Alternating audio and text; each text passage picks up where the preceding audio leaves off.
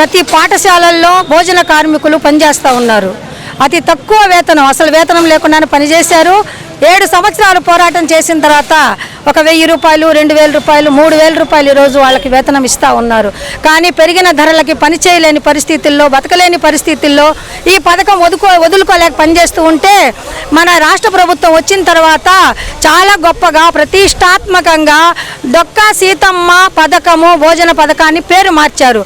దాన్ని ఈరోజు స్మార్ట్ కిచెన్ల పేరుతోటి ఒక్కొక్క స్మార్ట్ కిచెన్కి 55 లక్షల రూపాయలు ప్రజాధనాన్ని ఈ ప్రభుత్వము ఆ సంస్థలకు ఇచ్చి ఈ బిడ్డలకు స్కూల్లో అన్నం వండేటటువంటి భోజన కార్మికులందరినీ కూడాను కడుపులు కొట్టి ఇంటికి పంపించే ప్రయత్నం ఈ ప్రభుత్వం చేస్తూ ఉంది. కాబట్టి ఈ ప్రభుత్వం ప్రైవేటు సంస్థలకు అట్లాగే స్మార్ట్ కిచెన్ల పేరుతోటి ధార్మిక సంస్థలకు ఈ పథకాన్ని అప్పచెప్పరాదు అని చెప్పి మేము ఈరోజు డిమాండ్ చేస్తూ ఉన్నాము. మాకు సంబంధించి ఇంతకాలం పనిచేసినటువంటి కార్మికులు మంచి భోజనం పెట్టారు.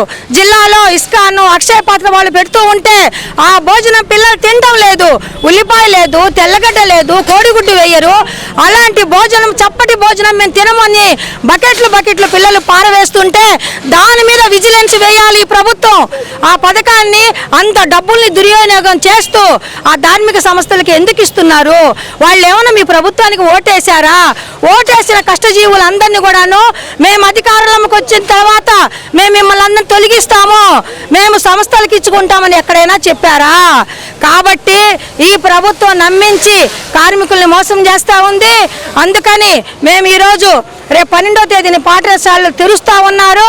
ప్రభుత్వం ఇప్పటికైనా సరే ఆలోచించి ఈ భోజన పథకాన్ని ఆ పిల్లలకి ఇష్టమైన అన్నం పెట్టేటటువంటి భోజన కార్మికులనే కొనసాగించాలని చెప్పి 25 సంవత్సరాల నుంచి పనిచేస్తున్న వీళ్లకు కనీసం నెలకు 10,000 రూపాయలు ఇమ్మని చెప్పి మేము డిమాండ్ చేస్తూ ఉన్నాము. అదే ఈరోజు రాష్ట్ర వ్యాప్తంగా అన్ని జిల్లా కేంద్రాల్లో కూడా జరుగుతూ ఉంది. మరి వీళ్ళందరూ కూడాను ఇంతకాలం పనిచేస్తేనే కదా మీరందరూ భోజన పథకం గురించి చెప్పుకుంటా ఉన్నారు. వీళ్ళ శ్రమ లేకుండా ఉంటే అసలు ఆ పథకం ఎక్కడ ఉంటుంది? కాబట్టి మేము మధ్యాహ్న భోజన పథకం కార్మికుల యూనియన్ నుండి మన నెల్లూరు జిల్లా కమిటీగా మేము ఒకటే డిమాండ్ చేస్తున్నాము. ఈ స్మార్ట్ కిచెన్లని రద్దు చేయాలి. ప్రైవేటు సంస్థలకు పథకాన్ని ఇవ్వకూడదు. ఈ కార్మికుల చేతనే వండించి పిల్లలకి ఇంకా మీరు విజిట్ చేయండి, ఇంకా మీరు మెనూ బిల్లు పెంచండి, మంచి భోజనం పిల్లలకి అందించండి అని చెప్పి సందర్భంగా మేము తెలియజేస్తూ ఈ పథకాన్ని కానీ ప్రైవేటు వాళ్ళకి ఇస్తే పెద్ద ఎత్తున మేము తిరిగి ఆందోళన దిగుతామని చెప్పి కూడా సందర్భంగా తెలియజేస్తున్నాను. షేక్ రెహానా బేగం, మధ్యాహ్న భోజన కార్మికుల యూనియన్ జిల్లా కార్యదర్శి, అధ్యక్షురాలు.